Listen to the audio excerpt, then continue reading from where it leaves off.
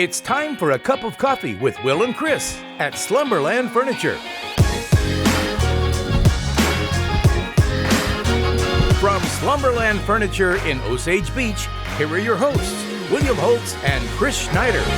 Well, look who's back for another week of A Cup of Coffee with Wild Will and Uncle Chris. And boy, we got a great one for you. First, sing your heart out in the books. Matt Loftus, your champion. 13 finalists. Boy, they put on a great show. They did, man. I tell you what, they really brought it this year. There was so much good talent. Like you said, we had 13 people qualify. Usually there's 10, right? So, and they all bring it. They did a great job, and Matt Loftus was just barely better than some of the competition. There was a Matt H in there who was fantastic too, just over-the-top greatness. So it was a great show. It really was a great night. Huge crowd. Had a lot of fun. Congratulations to Matt Loftus. We'll also have Legina Fitzpatrick on from the Tri-County Lodging Association here on the other side of the break. She's going to talk about the second attempt for Lake of the Ozarks to break Guinness record for world's largest boat parade. Right. We'll tell you all about that and how you can get registered and make sure you take part in the fun. For those of you on the west side, Highway Business Route 5 or Route 5, there's going to be some work starting here pretty soon. We want to tell you about that. And, of course, it's tick season here in Missouri. A lot of us already seeing that. We'll talk about that. The St. Louis Blues and a local golf team wins a state championship. That and a whole lot more. But first, this from Daryl Cunningham, and then we'll be joined by our good friend, Legina from the TCLA. Hey, everyone. Daryl Cunningham with Slumberland Furniture at the Lake. It's here, the week that kicks everything off here at the lake, Memorial Weekend. And we're having a big sale to celebrate. 25% off white tagged items and 60-month interest-free financing. That's right, you get the discount and interest-free financing. Come see us, we've got delivery guys ready to go. Slumberland Furniture at the Lake, where we're bringing happy home. Gotta come and see Daryl, and of course that tent sale is still going on as he told you about. So make sure you get down here and pick something up. And as promised before the break, we have Legina Fitzpatrick from the Tri-County Lodging Association here to talk about maybe the biggest event at the lake this summer. I'm not talking about the shootout. I'm talking about the second attempt to break the Guinness record for the world's largest boat parade, and we are getting close. We are getting close. Let's do it. It's time. It's go time. So tell everybody here that's watching now. I'm sure we've heard of it. You've seen the different articles. Of course, last year was the first attempt. But what does everybody need to know here a couple weeks out from the event? Well, it's time to get registered if you haven't. I know everybody's getting their boats out, getting them de-winterized, or getting down here to, they need the registration number to, registration off the boat to register, so we need to do that. Right. So the attempt is going to take place on Saturday, June 11th. It's going to start at 11 a.m. We moved the location this year to a no-wake area, so that's going to be great. We're at the Grand Glaze Arm. We're going to start at the 3 and go up to the 1, to the Grand Glaze Bridge. No wake, so that's awesome. There is a map on our website, so you can go to funlake.com and go to our events page to the boat parade to register, find the map. They come register that morning over at Pihitsi. We'll have on-site registration. We can actually register boats. We actually prefer everybody to register ahead of time because that helps us with our process. But we're allowed to register up until the parade starts, which is nice. So if anybody comes down kind of last minute to the lake or decides they want to join, they can just come to Pihitsi and at the state park and register and join the fun. It's going to be awesome. Now, what is the number that we're aiming to beat officially? So Malaysia currently holds the record at 1,180 boats. So we need 1,181 folks to beat the record. And it would be great to bring that, not to Lake of the Ozarks, but to Missouri and to the U.S. Yeah. And we have this big, beautiful waterway, so what better location to hold the record for largest boat parade than Lake of the Ozarks? I can think of none. Yeah, I agree with you. And last year it being the first, it was kind of a last-minute deal that you guys threw together, and you were able to still get hundreds and hundreds of boats, and even more that didn't even count that were part of the parade. So from year 1 to year 2, you guys really rolled up your sleeves, and you saw, okay, we want to do a couple of things different. Talk about a few of the improvements and the things that you've really made it easier for people to be part of the race this year. Last year, this was created, it was a fundraiser basically for the bicentennial event for the big fireworks show. So we had 3 weeks to promote it, and in 3 weeks we had over 600 boats register. So that was incredible. It was still a great showing, and hopefully, I know you guys recorded it so they can go to your page and see it. Or you our can page. see some of was, it right now. Yeah, I'm sure we'll be laying some of the footage. It was a really, really cool event. I was actually in the parade, and I know Uncle Chris was in the parade as well. It was a really cool event. So this year what we've done different is obviously last year there was a $50 registration fee, because again, it was a fundraiser. This year it's only $20. And if we have, obviously we have cost involved, regatta permit, event insurance, etc. So anything left over after that, the proceeds will go to the Water Safety Council. Oh, awesome. And the Water Safety Council is assisting us with safety boats. And that's one of the things was, I think it was a cost issue, and then for folks. And different area, like I said, last year we were over around the 19-mile marker up to the 24. So we're in a no wake area, because it's no wake all the way over to the other side of the bridge. So they'll continue through the parade, through the end of the parade route, and they'll go into the bridge continuing in no wake. So we figure that makes it a safer event for everyone. Now, one of the questions you get is what kind of boats are eligible to register? Yeah, all boats are available, as well as wave runners. We've had people say, hey, we have a kayak, can we be in it? And technically we could under Guinness's guidelines, but we just don't. We want everything to be, we want it to be a safe event. So wave runners, pontoons, fishing boats, and we had several fishing boats last year, anything on up to big cruisers. So the lead of the parade will be the wave runners, then it's the pontoons, which last year was our biggest class of boats. Yeah. Was pontoons. We had a huge class of boats.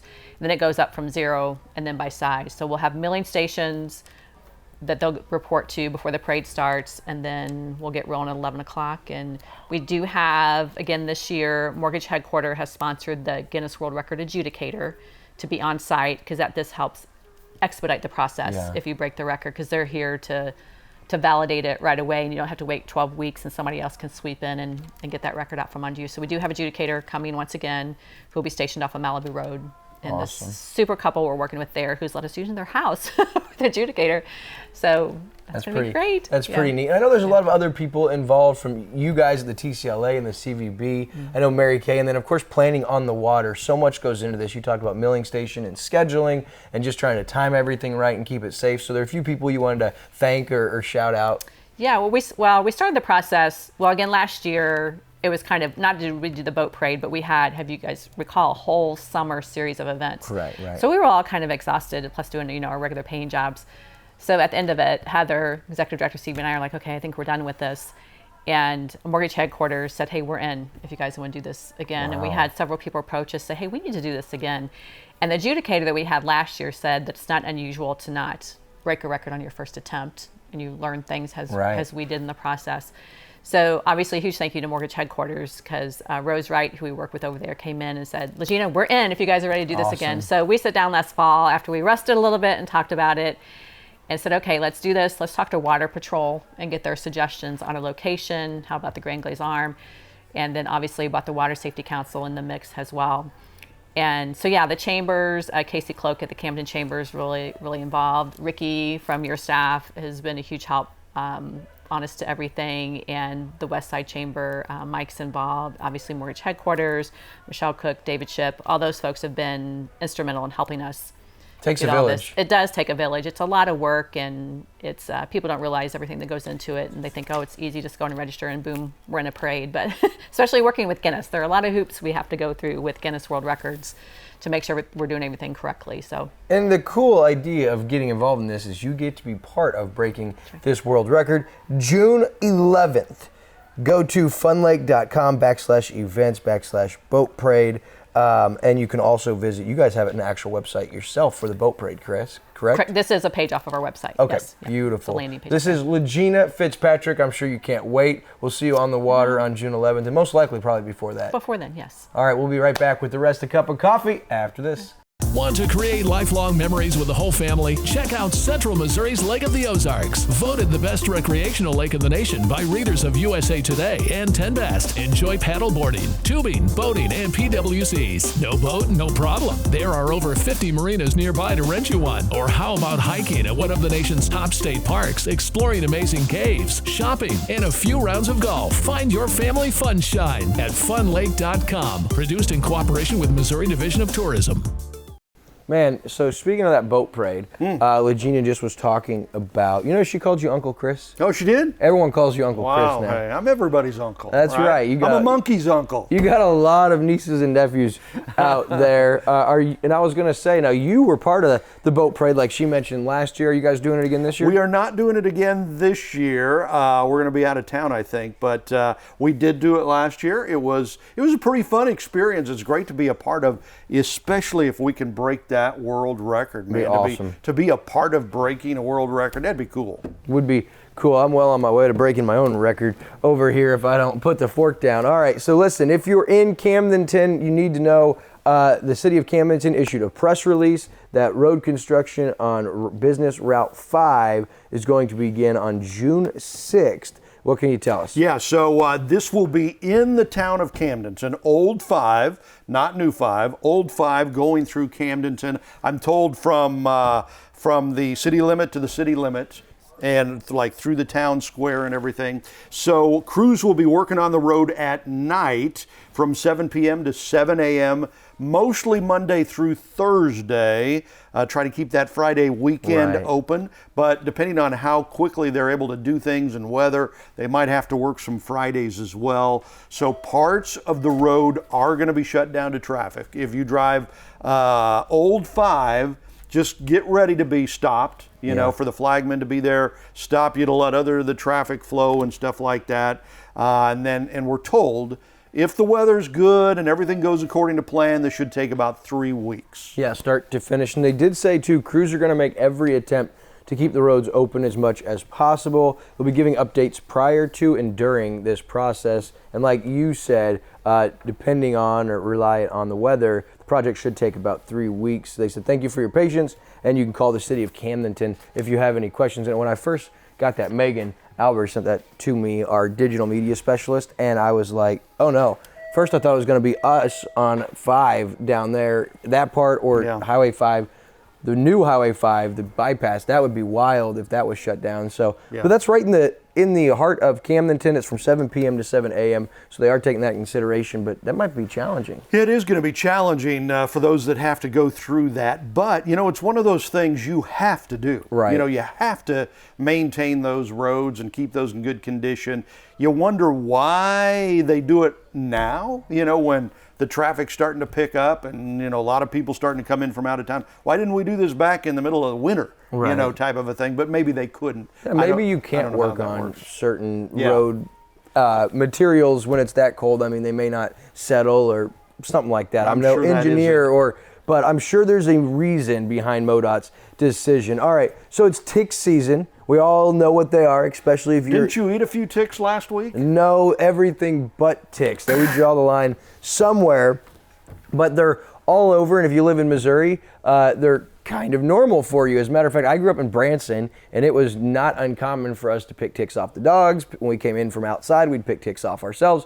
Now it's something where the diseases and sicknesses carried by these ticks are on the rise, and so the Missouri Department of Conservation is asking if you pull a tick off of you or your dog, it might be a good idea to save that tick and mail it in. Yeah.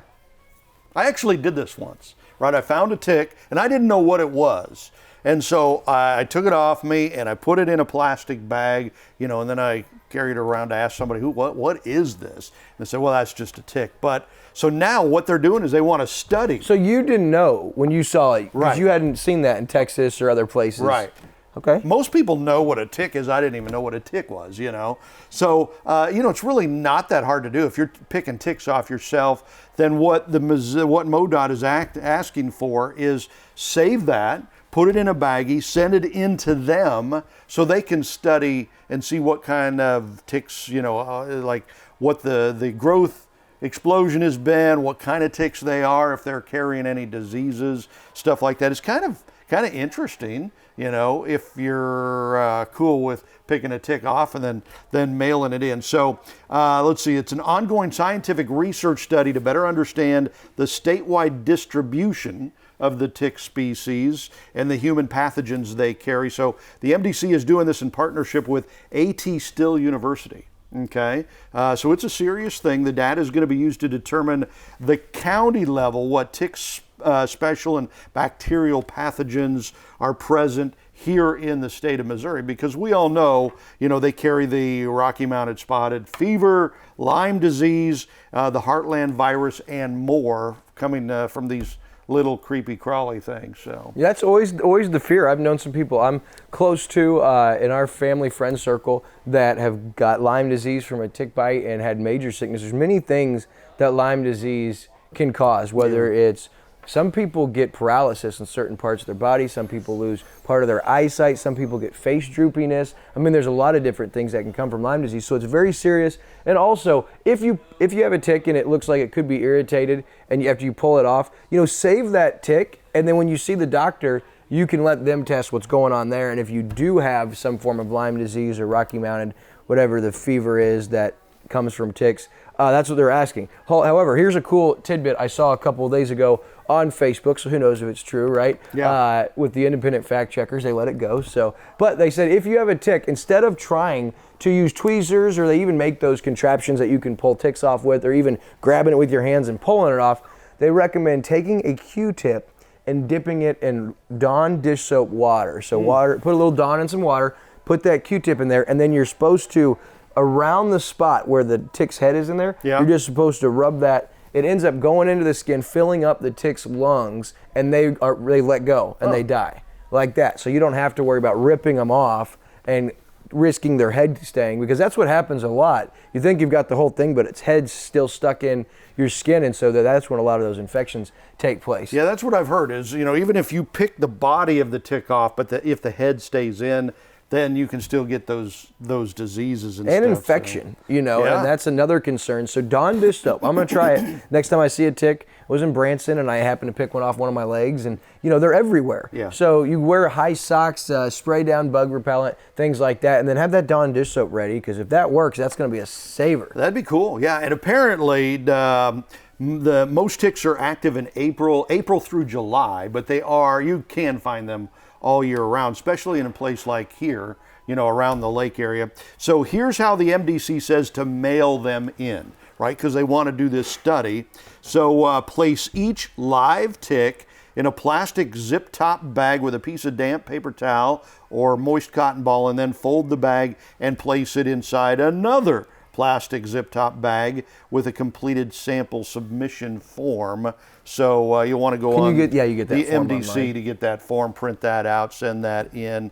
They're kind of cool little creatures, They got that mouth that, when I picked that one off of me, you had to be real careful with that mouth area, because if it just came in contact with your skin, it could clamp onto it. Oh, and they want to, yeah. It's wild. All right, very, very interesting. That is the Missouri Department of Conservation looking to figure out what's going on with these tick-borne illnesses. All right, so big news for sports, high school sports. The California Pintos are your Class 2 state golf champions. They finished 11 strokes above the second placed team. They Barstow. killed them. They just wiped them out. They did. Will Boyd took 4th. Aiden Howard took 9th. They get all state honors. Enoch Dunaway finished 19th, and Jackson Hackett finished 21st. So their team of 4 in the whole state Class 2 finished in the top 21. They made up 20% of the top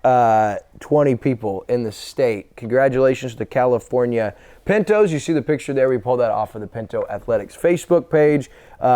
State 2 golf champions. How about that? How cool is that? You know what? California had a really good year in sports this year. The football team had a pretty good season, really good season actually.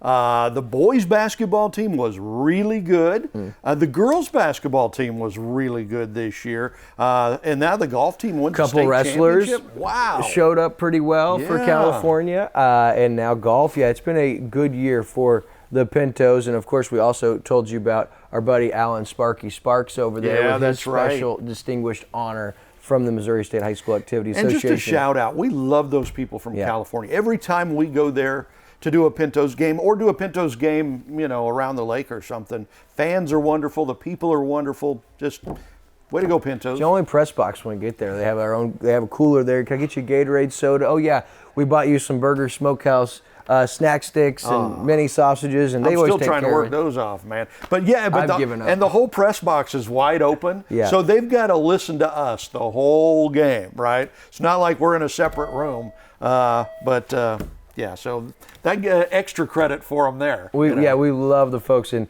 California. So congrats one more time to the golf team, Class 2 state champions for 2022. Will Boyd, he took 4th. Aiden Howard, 9th. They each take all-state honors. Enoch Dunaway finished 19th, and Jackson Hackett 21st. So that's a good local sports story and a bad local sports story. The Blues are in trouble. Yep. They entered Wednesday's game down 3-1, and series really changed when Bennington got hurt. Yeah, it really did. It's a really unfortunate part of hockey, though. Goaltenders get run over, and he got ran over, injured his lower body somehow. In hockey, they don't really tell you exactly what was injured, but he's out for the rest of the second round. Maybe. I don't even know if they're thinking he would be back for the next round either. I'm guessing not, because, again, they don't have to say, so they don't tell us how bad he's injured. But that, losing Bennington really, really hurt their chances to win that series, because Jordan, when he is on, he's a Stanley Cup winning goalie. He's done it before. Only goalie as a rookie to ever win 16 postseason games, which he did in 19. Yeah. I didn't realize that no other goaltender on St. Louis team got a single win in that postseason. Yeah, he did it all, man. And that year the Blues won the Stanley Cup, they got outplayed by several teams, including by the Bruins in the Stanley Cup Finals. The difference was Bennington making the stops. Oh, I agree. And game 1 or game 2? Bennington had 51 saves in Colorado, and they still lost the game. I mean, they really are getting outplayed. Andrew and I were watching the game Monday night, and they just didn't look like they belonged on the ice with Colorado. No, I agree. They got lucky because a couple of those goals in the power play to get them back in it, but they weren't hitting, they weren't skating, their passes were sloppy, they weren't clearing the zone. And Husso, he made some great saves, but 4 of those 5 goals were just like bunnies. Yeah. It's like he didn't see him. And he's been good, but Husso's no Jordan Bennington, especially when it comes time to playoff. Blues down 3-1. They do still have a shot, but 2 of those final 3 games played in Colorado. Yeah, you can pretty much kiss this season over. I hope not. Just watching that Colorado team, they're just a better team this year. So good. How about the Lightning? I haven't really watched anybody else, but the Lightning are the defending champs. 2-time defending champ, and they played the Florida Panthers, who have the best record. They won the President's Cup or the President's Trophy for best record. They swept them. Swept them in 4 games in Tampa Bay. They're going to make some noise. They're so good they can just turn it on and off. There's some teams that can do that. Yeah. They've won 16 or 17 straight playoff series or something. Wow. Something similar to that. It's out of control. All right, so a couple upcoming events. We told you about the boat parade on the 11th, but do register for that. Please do register for that, because they are lagging behind right now. As of right now, it's looking like they're not going to break that world record again. So they need, if you're planning on doing this, if you're just thinking about doing this, do it. Get registered, sign up, go do this, break the world record. That would be so freaking awesome. But right now, registration's lagging behind. It's been cold out there. People haven't gotten their boats out yet and stuff like that. Get to it, get signed up, and let's break that world record. All right, you heard it there. Get signed up. Also, Saturday, June 4th, the first time on a Saturday, it's the Lake of the Ozarks Shootout. Great annual treasure hunt at Captain Ron's. You get to storm the beach and dig for treasure. Greatness. Someone's going to win an ATV, brand new. The key will be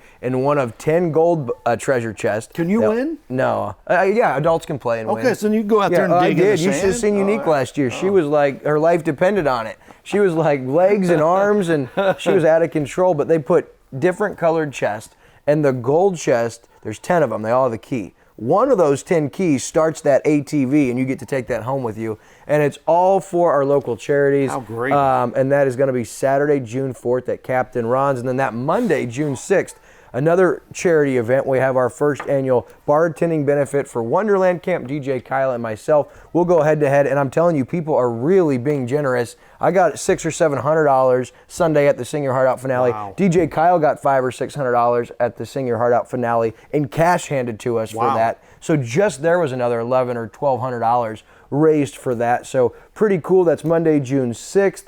So make sure you attend both of those. All right, so we do have the rest of our 10 questions that we didn't get to finish. I think we've got time. Okay, so these are the, I asked Will 10 questions, taking us 3 months to get through these 10 questions, which is great. I'm breathy, what can I say? So last week we talked about your favorite sports movie, which is 42, right? About Jackie Robinson. I never even heard of that. Well, now that you re-asked that, also Simon Birch is up there. Do you remember that movie? Birch? No. Megan, have you seen Simon Birch? Simon Birch. I've never even heard of it. All right, I need to write these down. We're going to have a movie day at the office because that's a movie we all need to see. Okay, greatness. It's a faith-based movie. So really? Yeah. Okay, so 42 and Simon Birch, your two favorite sports movies. That's greatness. Favorite holiday movie, was it Elf? No, we'll say Elf. I will say Elf. What did you say last week? I'm trying to remember what your favorite holiday movie was. Well, I like Christmas with the Cranks. I like Four Christmases. Oh, Four Christmases. I like the funnier ones more than like the real traditional, Angel Dream style, the Hallmark movies. Yeah, make you cry. Right, I like the funny ones. Yeah. Okay, so, and we talked about what sport you were best playing at, and that was baseball. Baseball. You were actually a shortstop. Right? Mm-hmm. And you got to be pretty athletic to play shortstop. So if you haven't watched the Home Run Derby with Will and KB, go back and find that. Just know that's 10 years of terrible decisions, lots of alcoholic beverages, no exercise, and then we went out to the ballpark to have our Home Run Derby. Yeah, keep that in mind. It was good TV though, man. So you can find that on Lake TV's YouTube page if you want to, or we'll be playing it on Lake TV now and then. So we know what you were best at playing. What sport do you like to watch the most? That's so tough because Buffalo Bills football, NFL football is really hard, but real close with it has got to be hockey. I absolutely love watching hockey, especially playoff hockey when it's this intense and the atmosphere is like it is and they're hitting the way they are. It's hard to beat. Yeah, and I'm not sure about you, but when I grew up as a kid, I really didn't know anything about hockey, but I became a big hockey fan once I started watching it. It's a great game to watch. It really is fun. It's the best. I absolutely love it. So football A, hockey A2. And Buffalo is your team. You like the Bills and the Sabres? Yeah. Okay, there you go. Die and why hard, is baby. that? Why Buffalo? My dad's from Western New York. He was born and raised, and then at the age of 17, he left Buffalo and met my mom in Arkansas, and he never went back. Oh, so okay. I love your dad, by the way. Just he's the man. Great guy. He's the man. Yeah. Favorite TV series of all time? I'm going to say Designated Survivor. Designated Survivor, which you're watching now. Yeah, I'm about to be. I fell asleep like in one of the last episodes last night. Woke up in a panic wondering if Tom Kirkman needed my help. So I was okay. You like it so much you were wearing a Designated Survivor hoodie the other day on our show. Yeah, vote for Kirkman, Tom Kirkman.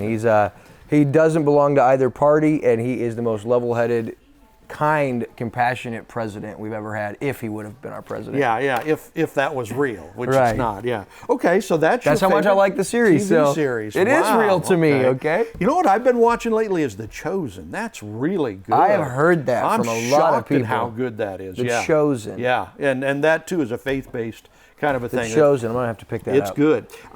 Favorite TV actor? So is it Kiefer Sutherland since he's in... No, I do love Kiefer Sutherland, but I'm going to have to say Leonardo DiCaprio. Really? Is, I think, the greatest from, his early stuff with What's Eating Gilbert Grape to Titanic, which, is just one of the... But I said TV actor, not movie actor. TV actor. TV. Oh, yeah, he's a movie actor. If I had to pick TV actor, I'd probably say Jason Bateman or Kiefer Sutherland. Okay, there you go. So one of those Jason two. Bateman, because he's in Ozark. Okay. Yeah, and Arrested Development. Well, and you worked with Jason Bateman. Well, not kind of, but more for the Ozark crew. But the cool thing is, Arrested Development was another great series that he was in well before Ozark. So he's just funny. There's some great stuff there. He's just funny. So I've actually got 2 more questions, but we'll have to wait until next week. We'll have to wait for next week. All right, so make sure you don't miss the Community Spotlight Show this week. Is awesome. Pack and Paxton St. Clair with Somerset Boat Lifts. That was great that you got to talk with them. That's a great one. They used to own Cobalt boats. The family did. They sold Cobalt boats, and they wanted to get back into a family business, so they found Somerset Boat Lifts. They came in, they bought Somerset, and they're kind of revitalizing that. So it's an interesting story. Be sure to watch that on the Spotlight Show, 9, 3, and 7 every day on Lake TV. Very cool. And also, don't miss our classic games of the week. Those are on Tuesday and Friday nights at 8:30, and there are some really good games that I almost forgot about from like 2014 and 2015 seasons, so you can watch those. Well, that's going to wrap up this week's edition of Cup of Coffee with Wild Will and Uncle Chris from Slumberland at the Lake. Until next week, my friends, goodbye and God bless.